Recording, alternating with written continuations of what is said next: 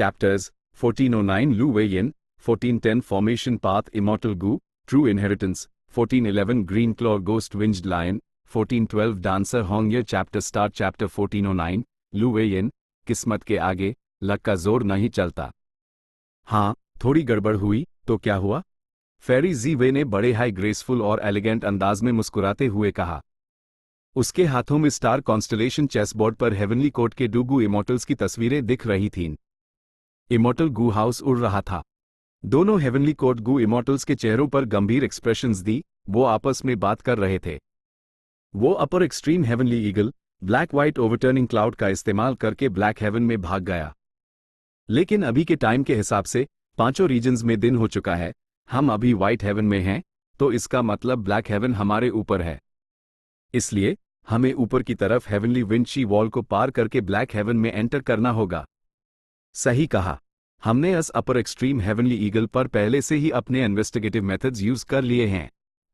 बस black haven में घुसने की देर है, फिर हम उस आराम से सेंस कर लेंगे, कोई प्रॉब्लम नहीं। अगर हम उस अपर एक्सट्रीम हेवनली ईगल से दोबारा मिलते हैं तो हम वही गलती नहीं दोहरा सकते। पूरी कोशिश करेंगे और उस फिर से भागने से रोकना होगा। दोनों हेवनली कोर्ट गू इमोर्टल्स फुल कॉन्फिडेंस में थे। वो पहले वाले सेटबैक से रिकवर कर चुके थे। उनका कॉन्फिडेंस उनकी जबरदस्त ताकत से आ रहा था। ऐसी स्ट्रेंथ के साथ भले हाईएस अपर एक्सट्रीम हेवनली ईगल का लक 2-4 बार चल जाए तो क्या हुआ? क्या वो हर बार लक पर डिपेंड कर सकता है? बस एक बार वो फेल हुआ और हेवनली कोर्ट के गू इमोर्टल्स जीत जाएंगे। अस अपर एक्सट्रीम हेवनली ईगल को पकड़ लिया जाएगा और उसके पास भागने का कोई रास्ता नहीं बचेगा।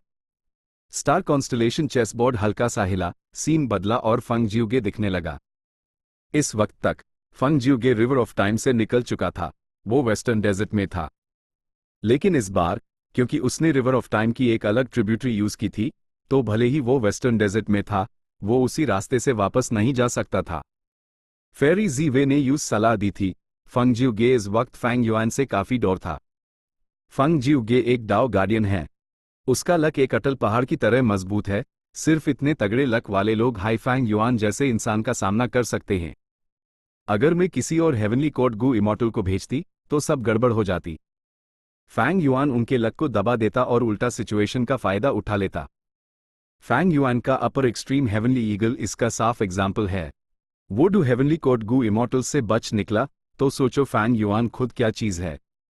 मेन फंग जियोगे को हाई फैंग युआन के पीछे लगाऊंगी और उस मजबूर करूंगी कि वो रेड लोटस की ट्रू इनहेरिटेंस ढूंढे। भले ही वो यूज ना ढूंढ पाए, वो अपने ट्रम्प कार्ड्स इस्तेमाल करता रहेगा। जब वो अपने सारे पत्ते खोल देगा तब मैं खुद उसके पीछे जाऊंगी। ये सोचते हुए फेरी जी वे की आंख में कातिलाना चमक आ गई। ऐसा नहीं था कि वो फैंग युआन को हल्के में ले रही थी, बल्कि वो उस पर बहुत ज्यादा ध्यान दे रही थी। इस कंप्लीट अदरवर्ल्डली डेमन को मारने के लिए फेरी जी वे को खुद एक्शन लेना पड़ेगा, तभी उस तसल्ली मिलेगी। लेकिन अभी सही वक्त नहीं था।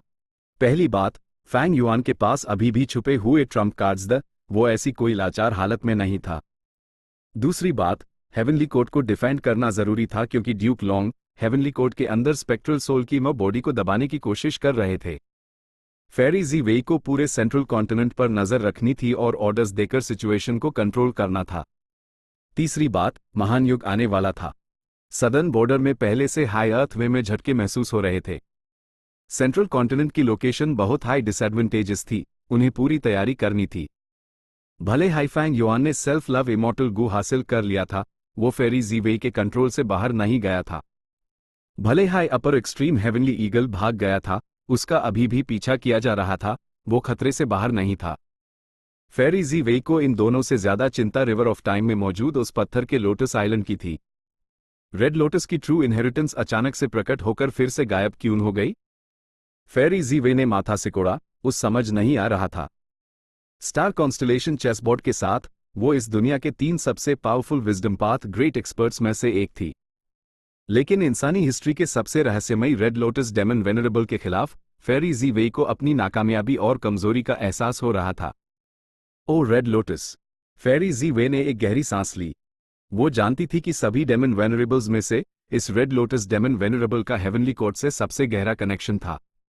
सच तो ये था कि एक जमाने में यूज फ्यूचर का रेड लोटस इमॉर्टल वेनरेबल माना जाता था और ये सोचा जाता था कि वो हेवनली कोर्ट की बागडोर संभालेगा। Black heaven. पीली हरी घास एक विशाल कालीन जैसी लग रही थी जो ब्लैक हेवन के एक हिस्से में उग रही थी। Heaven attached fungi. ये एक रैंक 6 इमॉर्टल मटेरियल था जो सिर्फ इमेमोरियल 9 हेवंस में ही उगता था। ये बहुत हाई स्पेसिफिक जगहों पर उगता था। उन्हें अकेले उगना पड़ता था, जहां आसपास कोई और डाउ मार्क्स ना हो, ना कोई दूसरे जीव और ना ही कोई मीटियोराइट्स। लेकिन शुक्र है, इमेमोरियल 9 हेवंस बहुत बड़ा था। भले ही वहां बहुत सारे एंशिएंट डेसोलेट और इमेमोरियल डेसोलेट जीव द, लेकिन हेवन अटैच्ड फंगी के उगने के लिए काफी जगह थी। लेकिन अब इस हेवन अटैच्ड फंगी पर 2 लोग मौजूद थे। चप चप। चिड़ियों के बेचैन चहकने की आवाजें सुनाई दे रही थीं। एक नौजवान लड़के जैसे दिखने वाले गू मास्टर ने मुश्किल से अपना दाहिना हाथ उठाया। उसकी पूरी कलाई और हाथ पर इंद्रधनुषी अरोरा लाइट की एक परत चढ़ी हुई थी। ये रोशनी बहुत एक्टिव थी, ऐसा लग रहा था जैसे वो उस नौजवान से छूटकर भागना चाहती हो, लेकिन भाग नहीं पा रही थी। नौजवान अपने दांत भींचे हुए था, पसीने से तरबतर, वो पूरी हिम्मत से उस पकड़े हुए था। जाओ, अरोरा बर्ड। वो यंग गू मास्टर अपनी लिमिट पर था, वो जानता था कि यूज रिस्क लेना हाई होगा। उसने चिल्लाते हुए अपनी बाँ आगे धकेली। चप चप चप। अगले हाई पैल, अरोरा लाइट और चहकने की आवाज और भी तेज और एक ही हो गई। फिर वो इंद्रधनुषी अरोरा लाइटस यंग गू मास्टर के हाथ से कूदकर आसमान में चली गई और एक चिड़िया में बदल गई। चिड़िया ने पंख फड़फड़ाए और इंद्रधनुषी अरोरा लाइट एक अनबिलीवेबल स्पीड से आगे बढ़ी। बूम! एक जोरदार आवाज के साथ इंद्रधनुषी अरोरा बर्ड पास के हेवन अटैच्ड फंगी पर जा गिरी और सारे फंगी को नाश कर दिया। अरोरा लाइट के खत्म होने के बाद हेवन अटैच्ड फंगी में एक छोटा सा गड्ढा बन गया था। यंग गू मास्टर ने यह देखा और वो हैरान और खुश हो गया। वो इस बात से खुश था कि इतनी ट्रेनिंग और खतरनाक सिचुएशंस के बाद उसकी मेहनत रंग लाए, वो इस किलर मूव में कामयाब हो गया। वो हैरान इसलिए था कि ये किलर मूव इतना पावरफुल था, बिल्कुल वैसा ही जैसा उसके मास्टर ने कहा था। मास्टर, मैंने कर दिखाया। यंग गू मास्टर दूसरे इंसान के पास गया और जोश से सलाम करते हुए बोला। बुरा नहीं है, उसके मास्टर ने साफ साफ कमेंट किया। यंग गू मास्टर ने अपने मास्टर का एक्सप्रेशन देखा और उसके दिल का सारा जोश शांत हो गया। उसका एक्सप्रेशन नॉर्मल हो गया और उसने इज्जत से सर झुकाते हुए कहा, मैं थोड़ा बहक गया था। कोई बात नहीं। यंग गू मास्टर के मास्टर ने हाथ हिलाया और धीरे धीरे दूर चलने लगा। कुछ कदम चलने के बाद वो रुका और आसमान की तरफ देखने लगा। उसने एक ग्रे रंग का भंग से बना कपड़ा पहना हुआ था, जो बहुत ही सादा और सिंपल था, लेकिन उसके नीचे उसकी मस्कुलर बॉडी छुप नहीं पा रही थी। उसने एक कॉनिकल हट पहना हुआ था जो बड़ा और चौड़ा था। उसने उसके चेहरे को साए में छिपा रखा था, जिससे उसकी शक्ल नहीं दिख रही थी। भले ही वो इस यंग गू मास्टर का मास्टर था, लेकिन उसकी शक्ल कभी नहीं देखी गई थी। सच तो ये था, सिर्फ अब जब वो आसमान की तरफ देख रहा था, टैब यंग गू मास्टर को उसकी शक्ल का कुछ हिस्सा दिखा। लेकिन सिर्फ उसकी ठुड्डी दिखी। उसकी ठुड्डी चौड़ी और मोटी थी, जिसे देखकर लोगों को एक अटल और मजबूत इरादे वाले इंसान का एहसास होता था। मास्टर, आपके गाइडेंस के लिए शुक्रिया। अगर मैं अकेले कल्टिवेट करता, तो मैं इस लेवल तक कैसे पहुंच पाता? यंग गू मास्टर ने कहा। उसका मास्टर कुछ देर चुप रहा और फिर धीरे से बोला, ये फैन, तुम में कमाल का टैलेंट और बेहतरीन समझ है। यह किलर मूव तुमने अपने ट्रांसफॉर्मेशन पथ और लाइट पथ की अंडरस्टैंडिंग से खुद बनाया है, मैं तो बस तुम्हें रास्ता दिखा रहा था। भले ही तुम इस मूव में कामयाब हो गए हो, लेकिन तुम्हें इसकी और प्रैक्टिस करनी होगी। अपनी सुरक्षा का ध्यान रखना, मैं तुम्हारे साथ नहीं रह सकता। मास्टर, क्या हम अलग होने वाले हैं? यंग गू मास्टर ने हैरानी और घबराहट से पूछा। वो सदर्न बॉर्डर का ये फैन था। वो शांग शिनसियाई को एडमायर करता था और जब वो क्लैन लीडर बनी, तो उसने आगे बढ़कर उसकी मोर्टल शांग क्लैन की कई प्रॉब्लम्स को सॉल्व करने में मदद की। लेकिन हमेशा आपसे बेहतर कोई ना कोई होता है। ये फैन की मुलाकात बाइनिंग बिंग से हुई और उस बुरी तरह हार का सामना करना पड़ा, यहां तक कि उसने जिंदगी और मौत के बीच झूलने का अनुभव भी किया। वो बच गया, लेकिन उस जबरदस्त झटका लगा। इस ना भूलने वाले अनुभव ने उस सोचने पर मजबूर कर दिया, जिंदगी और खुद के बारे में। एक अनएक्सपेक्टेड सरप्राइज के जरिए उसकी मुलाकात अपने अभी के मास्टर से हुई और वो गुरु शिष्य बन गए। किसे पता था कि उसका मास्टर एक गू इमॉर्टल था? इस बेहतरीन टैलेंट वाले शिष्य को तैयार करने के लिए वो ये फैन को ब्लैक हेवन में ट्रेन करने ले आया था। भले ही उन्होंने साथ में कम वक्त गुजारा था, ये फैन अपने इस रहस्यमयी मास्टर को दिल से मानता था। लोगों के बीच एक कनेक्शन की जरूरत होती है। कुछ लोग जिंदगी भर साथ रहकर भी अजनबी रहते हैं। कुछ लोग थोड़े ही वक्त के लिए साथ रहते हैं और आसानी से सोलमेट्स बन जाते हैं। भले ही ये फैन ने अपने मास्टर की शक्ल नहीं देखी थी, वो अपने मास्टर की सच्चाई और नियत को महसूस कर सकता था। उस अपने मास्टर पर पूरा भरोसा था। यूस इस बात का बिल्कुल भी शक नहीं था कि उसके मास्टर का कोई गलत इरादा है। रिश्ते बनते और बिगड़ते रहते हैं। हमारे बीच वैसे भी कोई ज्यादा गहरा कनेक्शन नहीं था। आज यूज इस्तेमाल कर लेने के बाद कल हमारा रिश्ता खत्म हो जाएगा। इससे अच्छा है कि हम इसे धीरे धीरे इस्तेमाल करें और आगे का इंतजार करें। ये फैन, क्या तुम जानते हो मैं तुम्हें यहां क्यों लाया हूं? उसके मास्टर ने कहा। ये फैन ने पलकें झपकाई। मास्टर, क्या आपने नहीं कहा था कि ब्लैक हेवन मेरे लाइट पाथ को कंट्रोल करता है, इसलिए यहां कल्टिवेट करना सेफ है, भले ही थोड़ा मुश्किल हो? ये सिर्फ एक वजह है। दूसरी वजह यह है कि मैंने डिड्यूस किया है कि तुम्हारा कुछ कर्म यहां जुदा हुआ है। उसके मास्टर ने धीमी आवाज में कहा। कर्मा? ये फैन ने उलझन भरी नजरों से देखा। इस दुनिया में हर वजह का एक अंजाम होता है और हर अंजाम के पीछे एक वजह। देखो, तुम्हारा कर्म आ गया है। ये कहते हुए अस रहस्यमय गु इमॉर्टल ने आसमान की तरफ इशारा किया। ये फैन ने उस तरफ देखा और उसकी सांस अटक गई। वहां एक अपर एक्सट्रीम हेवनली ईगल उड़ता हुआ यहां हेवन अटैच्ड फंगी की तरफ आ रहा था। कितना ताकतवर डिवाइन ईगल है। आह, यह तो जख्मी है। जैसे जैसे वो पास आ रहा था, ये फैन को उस अपर एक्सट्रीम हेवनली ईगल के गहरे जख्म दिखने लगे। भले ही ये फैन को एक अच्छा टीचर मिल गया था, वो अभी तक खुद गु इमॉर्टल नहीं बना था।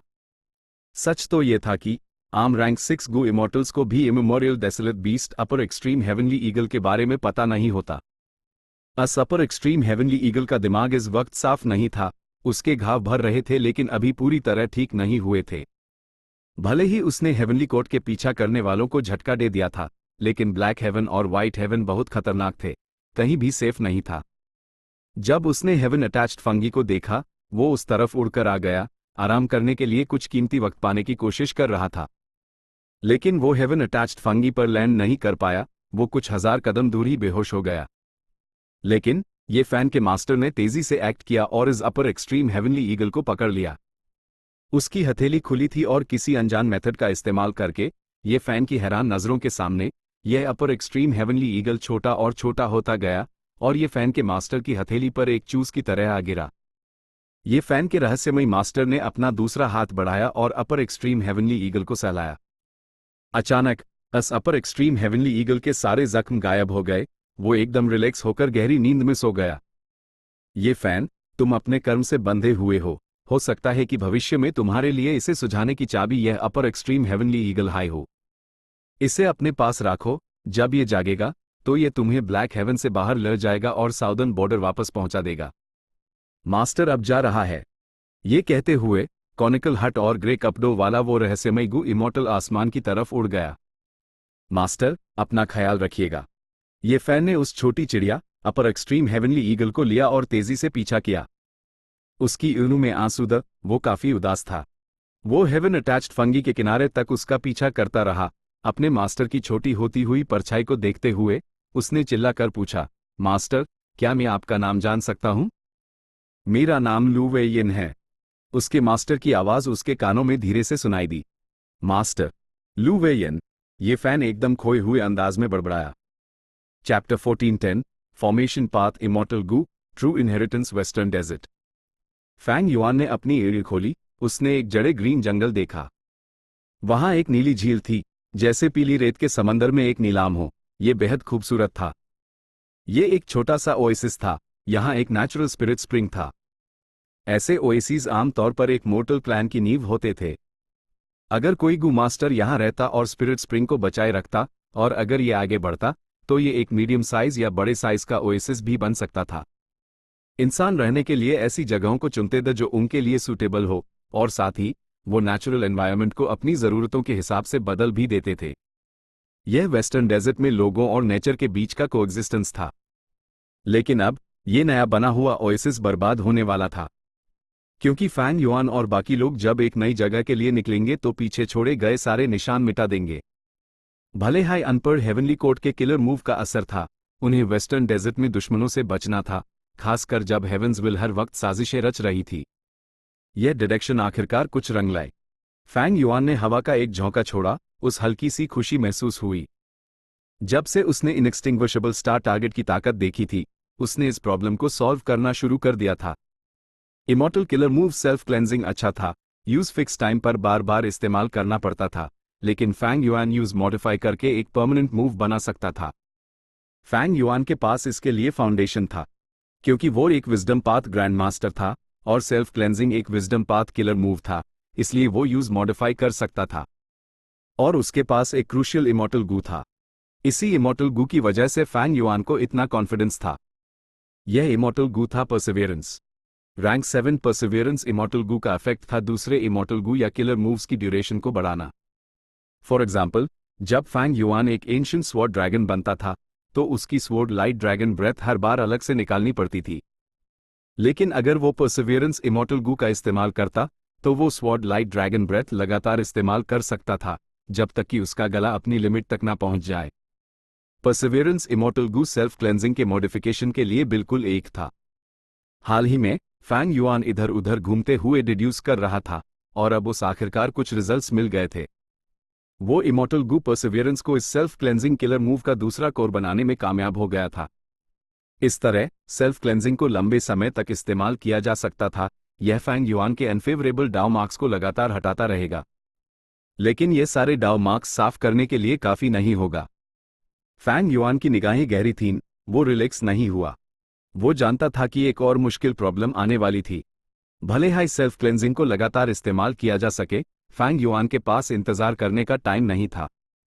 उसका अभी पीछा किया जा रहा था। भले ही हेवनली कोर्ट के गू इमॉर्टल्स कहीं दिख नहीं रहे थे, हो सकता है वो पहले से ही उसका पीछा कर रहे हों। किसी भी वक्त फैंग युआन और बाकी लोगों का पीछा किया जा सकता था और अनपढ़ छिपकर हमला हो सकता था। सेल्फ क्लेंजिंग का इस्तेमाल करके फैंग युआन के इनएक्सटिंग्विशेबल स्टार टारगेट डाउ मार्क्स को हटाने में कम से कम 1 महीना लगेगा। इस 1 महीने में यूज किलर मूव को नॉनस्टॉप इस्तेमाल करना होगा। इनएक्सटिंग्विशेबल स्टार टारगेट से निपटना मुश्किल था। जितने ज्यादा डाउ मार्क्स हटाए जाते, उतनी ही तेजी से वो रिजेनरेट होते। फैंग युआन ने इस स्टेज तक पहुंचने के लिए अपनी पूरी कोशिश की थी। वो सेल्फ क्लेंजिंग के इफेक्ट को और नहीं बढ़ा सकता था।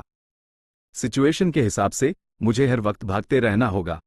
मुझे 1 महीने का टाइम मिलना इम्पॉसिबल है, और भले ही मुझे 1 महीना मिल भी जाए तो बाकियों का क्या? अनपढ़ भी इनएक्सटिंग्विशेबल स्टार टारगेट का असर हुआ है। ऐसा करने का कोई चांस हाई नहीं था। फैंग युआन की सबसे बड़ी चिंता यह थी कि जब वो कामयाब होने ही वाला होगा, तभी हेवनली कोर्ट आकर सब कुछ बर्बाद कर देगी। अगर ऐसा हुआ तो उसने बहुत सारा इमॉर्टल एसेंस खर्च कर दिया होगा और इनएक्सटिंग्विशेबल स्टार टारगेट से छुटकारा भी नहीं मिलेगा। फिर अगर वो हेवनली कोर्ट के गू इमॉर्टल से लड़ता या भागता, तो इनएक्सटिंग्विशेबल स्टार टारगेट फिर से रिजेनरेट हो जाएगा, डाउ मार्क्स बढ़ जाएंगे और फैंग युआन की सारी मेहनत बेकार चली जाएगी। और सेल्फ क्लेंजिंग एक इमॉर्टल किलर मूव है। यूज इस्तेमाल करने से ना सिर्फ बहुत सारा इमॉर्टल एसेंस खर्च होगा, बल्कि उस बनाए रखने के लिए मुझे बहुत सारी मेंटल एनर्जी भी खर्च करनी पड़ेगी। मैंने इस किलर मूव को ज्यादा इस्तेमाल नहीं किया है, मैं इसमें प्रोफिशिएंट नहीं हूं। अगर मैं फेल होने के टाइम्स को भी जोड़ लूं, तो ना सिर्फ मेन इमॉर्टल एसेंस बर्बाद करूंगा और खुद को हील करना पड़ेगा, बल्कि हेवनली कोर्ट के इंटरफेरेंस के बिना भी अगर ये चलता रहा तो मैं बहुत कमजोर हो जाऊंगा।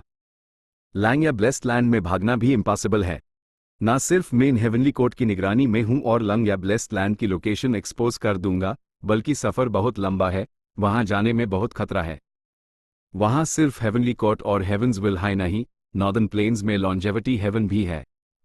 ऑफ कोर्स, जहां मुश्किलें थीं, वहां सॉल्यूशंस भी थे। फैंग युआन ने जल्द हाई इसके लिए एक काउंटर मेजर सोच लिया। उसके पास इस प्लान को अंजाम देने के लिए काफी स्ट्रेंथ भी थी। वो था फॉर्मेशन पाथ का इस्तेमाल करना। Use killer move self cleansing को एक इमॉर्टल गू फॉर्मेशन में मॉडिफाई करना था। ये कोई नामुमकिन बात नहीं थी। जैसा कि पहले बताया गया था, गू फॉर्मेशंस असल में किलर मूव्स हाइदर, लेकिन वो फॉर्मेशन पाथ के किलर मूव्स थे। अगर फैंग युआन के पास एक सेल्फ क्लेंजिंग गू फॉर्मेशन होता, तो सब कुछ बहुत आसान हो जाता। यूज किलर मूव के मुकाबले गू फॉर्मेशन को बनाए रखने के लिए बहुत कम इमॉर्टल एसेंस और मेंटल एनर्जी खर्च करनी पड़ती। इसके अलावा किलर मूव सेल्फ क्लेंजिंग सिर्फ फैंग युआन पर असर करता था, दूसरे गू इमॉर्टल्स को इस मूव को खुद इस्तेमाल करने के लिए पहले सीखना पड़ता। लेकिन अगर ये एक इमॉर्टल गू फॉर्मेशन होता, तो शैडो सेक्ट के गू इमॉर्टल्स फॉर्मेशन में एंटर करके अपने शरीर पर लगे इनएक्सटिंग्विशेबल स्टार टारगेट दाव मार्क्स को हटा सकते थे। इसलिए मुझे ना सिर्फ किलर मूव को मॉडिफाई करके यूज इमॉर्टल गू फॉर्मेशन में बदलना है, बल्कि मुझे फॉर्मेशन प्लेट गू, फॉर्मेशन फ्लैग गू या फॉर्मेशन चार्ट गू जैसे गू वॉर्म्स की भी जरूरत है, और अगर वो इमॉर्टल गू हुए तो और भी अच्छा होगा। इमॉर्टल लेवल का फॉर्मेशन प्लेट गू लंग या सेक्ट के पास एक था। इस इमॉर्टल गू का इफेक्ट था हर तरह के गू वॉर्म्स का इस्तेमाल करके खुद से एक गू फॉर्मेशन सेटअप करना। गू इमॉर्टल को सिर्फ उसके लिए इमॉर्टल एसेंस देना होता था, उन्हें किसी फॉर्मेशन पाथ अटेनमेंट की जरूरत नहीं थी। फॉर्मेशन फ्लैग गू एक पहले से सेटअप किए गए गू फॉर्मेशन को मैनेज करने के लिए इस्तेमाल होता था। जब गू इमॉर्टल्स फॉर्मेशन फ्लैग गू का इस्तेमाल करते तो वो एक गू फॉर्मेशन चुन सकते थे और यूज सीधे फॉर्मेशन फ्लैग गू के अंदर रख सकते थे। फिर अपनी नजरों के दायरे में गू इमॉर्टल फॉर्मेशन फ्लैग गू को लेकर टेलीपोर्ट हो सकता था। एक सूटेबल जगह मिलने के बाद वो फॉर्मेशन फ्लैग गू को एक्टिवेट करके गू फॉर्मेशन को नई जगह पर फिर से सेटअप कर सकते थे। जहां तक फॉर्मेशन चार्ट गू की बात है, ये एक तरह का कंज्यूमेबल गू था। फॉर्मेशन चार्ट गू में एक गू फॉर्मेशन की इंफॉर्मेशन रिकॉर्ड होती थी। इसका इफेक्ट फॉर्मेशन प्लेट गू जैसा ही था, लेकिन गलती होने के चांसेस फॉर्मेशन प्लेट गू के मुकाबले बहुत कम थे। ये तीनों गू वॉर्म्स फैन युआन के लिए बहुत हाई सूटेबल थे। Tremor desert. इस खास डेजर्ट में वक्त वक्त पर तेज झटके आते थे। ट्रेमर डेजर्ट के नीचे गहराई में एक इमॉर्टल गू फॉर्मेशन धीरे धीरे एक्टिवेट हो रहा था। हेली एक नर्वस एक्सप्रेशन के साथ अंदर चला, उसने खुद को हिम्मत दी। ये गू इमॉर्टल जन युआनजी की छोड़ी हुई फॉर्मेशन पाथ ट्रू इनहेरिटेंस का आखिरी टेस्ट है। हेली, मेहनत कर। Chapter 1411 green claw ghost winged lion. ये एक ब्रोंज हॉल था। हॉल के सेंटर में एक क्रेन की गर्दन से एक मेटालिक लैंप लटक रहा था। गर्दन लंबी और घुमावदार थी, उसकी चोंच की नोक पर एक आड़ू के साइज की आग जल रही थी। यह आग पूरे हॉल को रोशन कर रही थी। आग कमजोर थी, ब्रॉन्ज हॉल के कोने अभी भी अंधेरे में डूबे हुए थे। एक पतला सा यंग गू मास्टर पलस की एक बड़ी कंक्रीट टाइल पर खड़ा था। उसके पास एक बड़ा पिलर था, वो लाल और मोटा था। उस घेरने के लिए 3 बड़े आदमियों को अपनी बाहें फैलानी पड़ती। जब रोशनी पड़ती तो पिलर उसका एक बड़ा हिस्सा रोक लेता, जिससे यंग गू मास्टर का आधा शरीर अंधेरे और साए में छिपा हुआ था। वो हेली था। हेली इस वक्त पसीने से भीगा हुआ था, उसके दिल में बेचैनी थी। मैं कुछ ज्यादा हाई ओवर कॉन्फिडेंट हो गया था। यह सीनियर जन युआनजी भले हाई एक राइचस पाथ गू इमॉर्टल हूं, लेकिन मुझ जैसे इंसान के पास उनकी ट्रू इनहेरिटेंस लेने की कोई क्वालिफिकेशन नहीं है। मैं अपनी पूरी एनर्जी लगाकर यहां तक पहुंचा हूं, कुछ स्टेप्स तो प्योर लक से पार हुए हैं। हेली ने बहुत कुछ झेला था, यूस इस ब्रॉन्ज हॉल के खतरे का पूरा अंदाजा था। इस बारे में सोचते हुए उस अब भी डर लग रहा था। असल में राइचस पाथ की इनहेरिटेंसेस आमतौर पर खतरनाक नहीं होती थीं, डिमोनिक पाथ वालों में ही ऐसी घटिया चालें और साजिशें होती थीं। हालांकि जेन युआनजी की इनहेरिटेंस के टेस्ट में खतरे थे, गू इमॉर्टल्स के लिए वो कोई बड़ी बात नहीं थी, लेकिन गू मास्टर हेली के लिए ये बहुत ज्यादा खतरनाक था। हेली एक किस्मत वाला इंसान था, और क्योंकि उसकी किस्मत फैंग युआन से जुड़ी हुई थी, यूज लगातार अच्छे मौके मिल रहे थे। उसके पास अब रैंक 4 कल्टिवेशन लेवल था। ऐसी कल्टिवेशन स्पीड इस उम्र में बिना किसी गू इमॉर्टल की मदद के वाकई रह थी। हेली वहीं खड़ा रहा, उसने एक कदम भी आगे नहीं बढ़ाया। उसने मुड़कर उस रास्ते को देखने की कोशिश की जिस पर वो चलकर आया था, वो पीछे हटना चाहता था।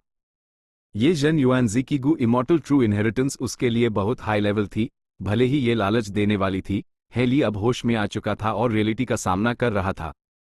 उसने कुछ देर सोचा और फिर अपना दाहिना पे पीछे की तरफ बढ़ाया। अगले हाईपैल उसके सामने का नजारा बदल गया। वह आगे कैसे बढ़ गया? हेली ने इधर उधर देखा, उसका चेहरा पीला पड़ गया। उसने देखा कि वो लाल पिलर उससे बहुत पीछे छूट गया था, वो 10 से ज्यादा कदम आगे बढ़ चुका था। वो अब उस मेटालिक क्रेन नेक लैंप के काफी करीब आ गया था। अगर वो वहां तक पहुंच जाता तो हेली जेन युआनजी की ट्रू इनहेरिटेंस को हासिल कर सकता था। लेकिन अभी हेली ने पीछे हटने का फैसला कर लिया था। उसका आगे बढ़ना सिर्फ एक इत्तेफाक था, उसने गलती से ऐसा कर दिया था। उसका असली इरादा इस जगह से निकलने का था, लेकिन वो उल्टा आगे बढ़ गया। ये साफ था कि अगर वो आगे बढ़ना चाहता और दूसरी दिशाओं में चलता तो नतीजा भयानक होता। हेली एक अकेला कल्टीवेटर होने के नाते फॉर्मेशन पाथ में उसकी एक कमजोर थी, वो लगभग अनजान था।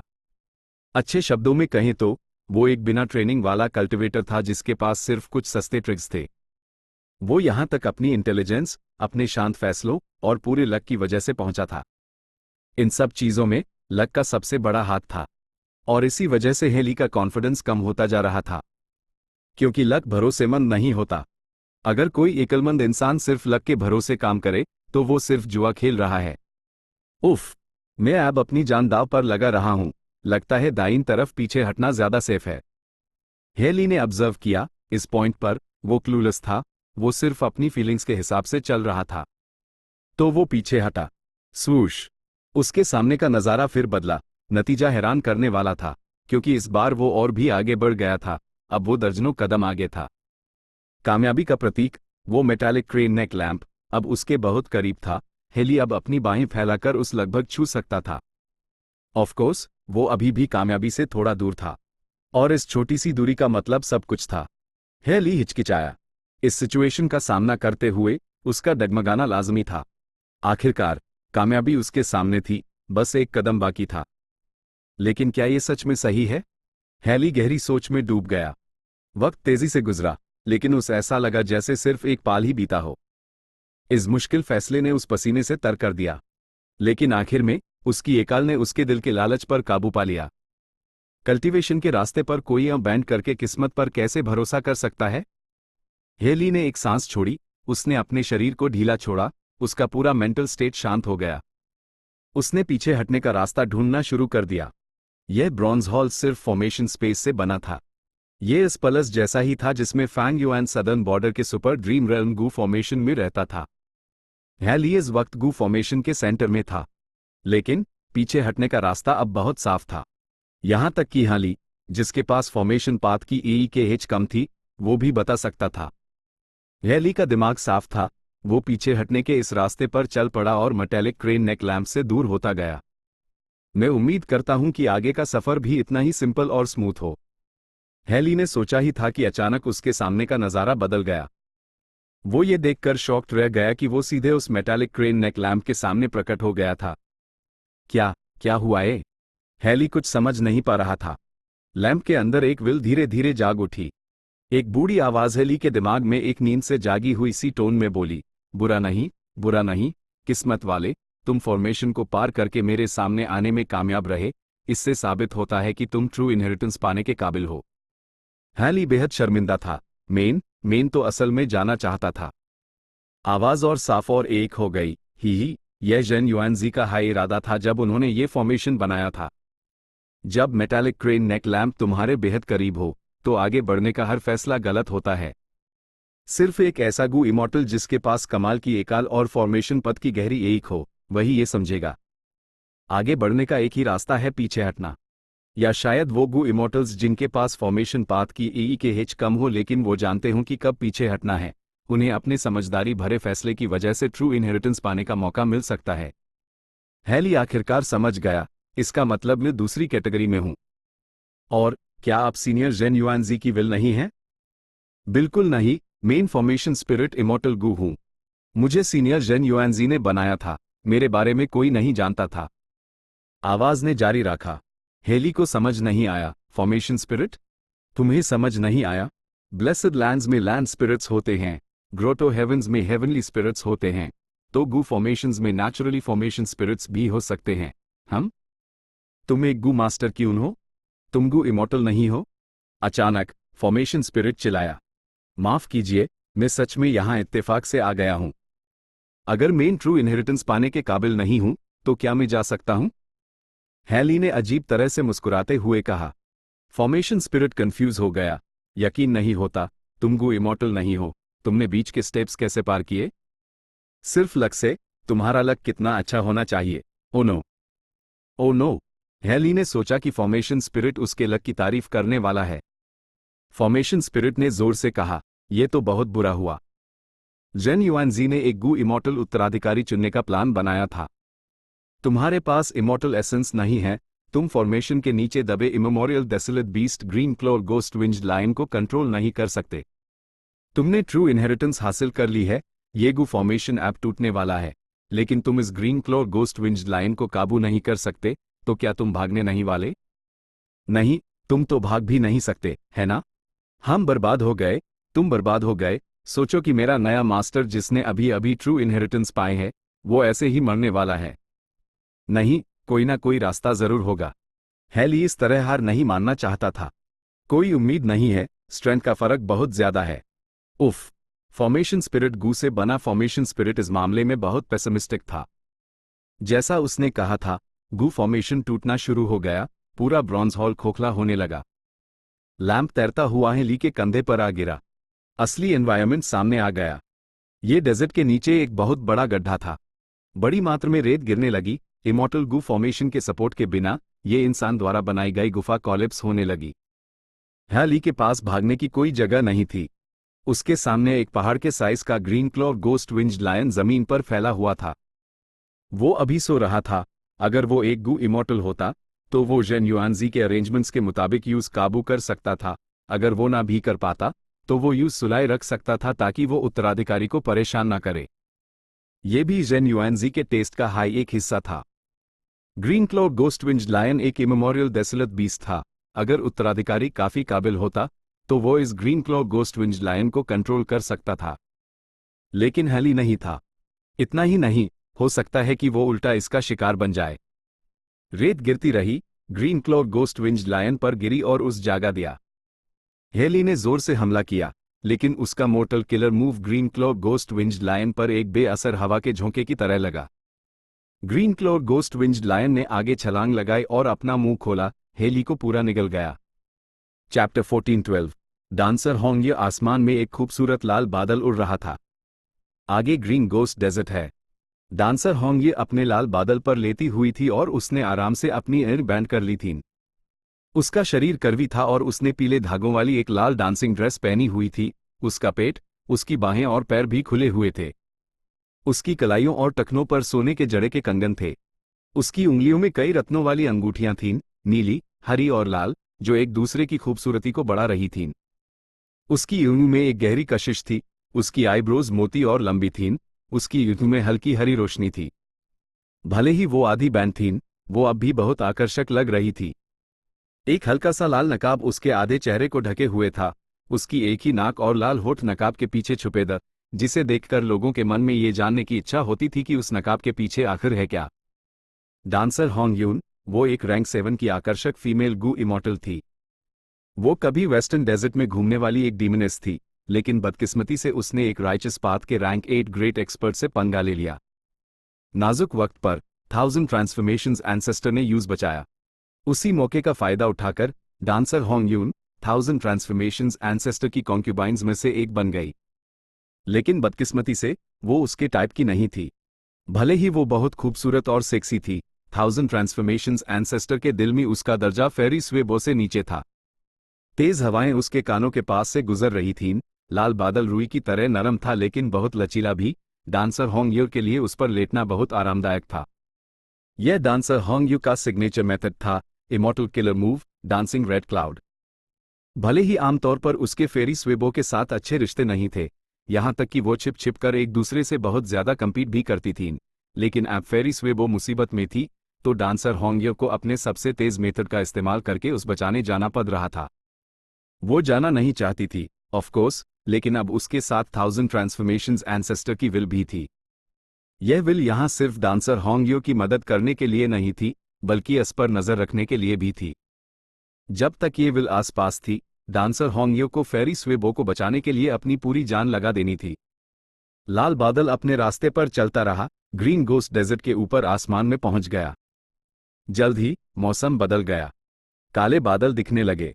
जैसे ही वो ग्रीन गोस्ट डेजर्ट में दाखिल हुई, काले बादल आपस में जुड़ गए और भी घने हो गए, पूरे आसमान को ढक लिया। आम डेजर्ट्स गर्म और खुले होते थे, लेकिन ग्रीन गोस्ट डेजर्ट में सूरज की रोशनी मुश्किल से ही आती थी। वहां अंधेरा और उदासी छाए रहती थी। इस डेजर्ट में बहुत सारे पेड़ थे। गोस्ट क्राइंग ट्रीज उन पेड़ों में से एक थे जिनकी संख्या सबसे ज्यादा थी। यह गोस्ट क्राइंग ट्री बहुत ही टेढ़े मेढ़े आकार का था और अंदर से नेचुरल छेदों से भरा हुआ था। इसकी छाल पर गहरे निशान जो रोते हुए इंसानों के चेहरों जैसे लगते थे। जब भी हवा गोस्ट क्राइंग ट्री से टकराती, वो हल्का सा हिलता और एक ही चीख या डरावनी रोने की आवाज निकालता। दिन में भी ये जगह ठंडी और अंधेरी रहती थी। सोल बीस्ट आजादी से घूमते थे। जब रात होती तो हड्डियों तक ठंड पहुंचाने वाली हवाएं चलती थीं और अनगिनत भूत भटकते थे। डांसर होंग अपने डांसिंग रेड क्लाउड पर सवार होकर काले बादलों को पार करती हुई आगे बढ़ी। उसके मन में एक दबाव सा था। वो पहले की तरह रिलैक्स नहीं थी। वो पालथी मारकर बैठ गई और अपनी ईंट खोल लीन, हर वक्त सतर्क रहते हुए। Green ghost desert western desert की एक मशहूर खतरनाक जगह थी। इसका संबंध हिस्ट्री के एक डेमन वेनरेबल से था। वो द मशहूर स्पेक्ट्रल सोल डेमन वेनरेबल।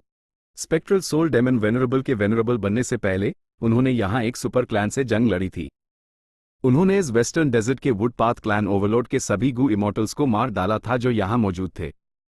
लड़ाई के बाद ये इलाका ग्रीन गोस्ट डेजर्ट में बदल गया। ऐसा लगता था जैसे ये जगह हारने वालों की नफरत और गुस्से से भरी हुई हो।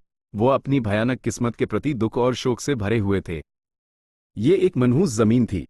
यहां बहुत बड़ी संख्या में सोल बीस्ट्स रहते थे। यहां तक कि इमेमोरियल सोल बीस्ट्स भी मिल जाते थे। 1 लाख सालों के बाद बहुत से वेस्टर्न डेजर्ट के गू इमॉर्टल्स यहां मर चुके थे। डांसर होंग में यहां सफर करने की हिम्मत थी। इसकी वजह उसका रैंक 7 कल्टिवेशन लेवल या बैटल स्ट्रेंथ नहीं थी, बल्कि ये थी कि उसके पास 1000 ट्रांसफॉर्मेशंस एंसेस्टर की विल और रैंक 8 इमॉर्टल गू था। और उसका सफर का रास्ता ग्रीन गोस्ट डेजर्ट का सिर्फ एक कोना था। वो सच में गहराई में नहीं जा रही थी। इसलिए उसने इस तरह आगे बढ़ने का फैसला किया। बादल आगे बढ़ता रहा। काले आसमान में वो बहुत हाई आई कैचिंग लग रहा था। हाओ! एक लंबी आवाज जो भेड़िए के रोने जैसी थी सुनाई दी। एक पहाड़ जैसा बड़ा सोल बीस्ट डांसर होंग के ऊपर प्रकट हुआ, जो गहरे काले बादलों से निकला। ये एक एंशिएंट सोल बीस्ट था। उसने डांसर होंग को अपना शिकार समझा, अपना मुंह खोलकर उस पर झपटा मारा। डांसर होंग की पुतलियां सिकुड़ गईं। उसने अपने दांत भींचे और हमला करने ही वाली थी। तभी 1000 ट्रांसफॉर्मेशंस की विल बोली, मुझे संभालने दो होंग, तुम बस आगे बढ़ती रहो। डांसर होंग ने ये सुना और खुश हो गई। उसने उसकी बात मानी। डांसिंग रेड क्लाउड बिल्कुल नहीं रुका। वो बिना डायरेक्शन बदले आगे बढ़ता रहा। रैंक 8 इमॉर्टल गू एक्टिवेट हुआ और एक अजीब सी रेजोनेंस एंशिएंट सोल बीस्ट पर टारगेट हुई। एंशिएंट सोल बीस्ट ने अपना मुंह खोला। उसके बड़े शरीर ने डांसर होंग को अपने साए में धक लिया, लेकिन आखिरी वक्त पर उसका हमला अजीब तरह से रुक गया। फिर उसका सर फट गया और एक बंदर बाहर कूड़ा। उसके पंजे बेलों में बदल गए, उसके बाल घास बन गए और उसके मांस से अनगिनत मगरमच्छ कूदकर बाहर निकले। एक ही झटके में वो एंशिएंट सोल बीस्ट टूटकर अनगिनत बेकार चीजों में बदल गया। फिर वो आसमान से नीचे गिरने लगे जैसे हल्की बारिश हो रही हो। इतना इम्प्रेसिव। ये है रैंक 8 म्यूटेशन इमॉर्टल गू की ताकत। पीछे मुड़कर देखते हुए डांसर होंग हैरानी से भर गई। एक एंशिएंट डेसोलेट बीस्ट को ऐसे मारना जैसे कोई मुर्गा मार रहा हो। ये बहुत आसान था। डांसर होंग जानती थी कि अगर उस खुद एक्शन लेना पड़ता तो यूज इस एंशिएंट सोल बीस्ट को पीछे हटने पर मजबूर करने के लिए 100 राउंड तक लड़ना पड़ता। अगर उसकी किस्मत अच्छी होती तो शायद वो यूज मार पाती। जैसे हाई वो एंशिएंट सोल बीस्ट मारा, उसके इलाके के पास के दूसरे एंशिएंट सोल बीस्ट्स में हलचल मच गई। वो काले बादलों से बाहर निकलने लगे। 1000 ट्रांसफॉर्मेशंस की विल ने गुस्से से नाक सिकोड़ी। उसने छिपाना बैंड कर दिया और रैंक 8 इमॉर्टल गू का ऑरा बाहर निकलने लगा। इस ऑरा को महसूस करके कई एंशिएंट सोल बीस्ट्स अपने छिपने की जगहों पर काले बादलों में वापस लौट गए। वो इस झंझट भरे दुश्मन से पंगा नहीं लेना चाहते थे। ऑफ कोर्स कुछ एंशिएंट सोल बीस्ट्स ऐप भी डांसर होंग पर हमला करना चाहते थे, पर कोई असर नहीं हुआ। आखिरकार ये एक रैंक 8 गू इमॉर्टल का ऑरा नहीं था, ये सिर्फ एक रैंक 8 इमॉर्टल गू था। सोल बीस्ट्स में ज्यादा इंटेलिजेंस नहीं होती, लेकिन हमला करने वाले सभी एंशिएंट सोल बीस्ट्स को मारने के बाद डांसर होंग ने राहत महसूस की और धीरे धीरे रिलैक्स हो गई। उसकी ताकत का अनुभव करने के बाद बाकी के एंशिएंट सोल बीस्ट्स ने यूज अकेला छोड़ दिया। इन जंगली सोल बीस्ट्स में जिंदा रहने की इंस्टिंक्ट होती थी। जब उन्हें जान का खतरा महसूस होता था तो वो पीछे हटने का फैसला करते थे। रो जैसे हाई डांसर होंग ने अपने दिमाग को थोड़ा शांत किया। एक जोरदार जानवर की दहाड़ उसके कानों में बिजली की तरह गूंजी। एक बड़ा सा शेर जिसके पीठ पर ग्रे व्हाइट भूत जैसे पंख उस पर जोर से झपटा। ये देखकर डांसर होंग का दिल कांप गया और वो चिल्लाई, ओ नो, यह तो एक green claw ghost winged lion है, एक immemorial desolate beast. Chapter and.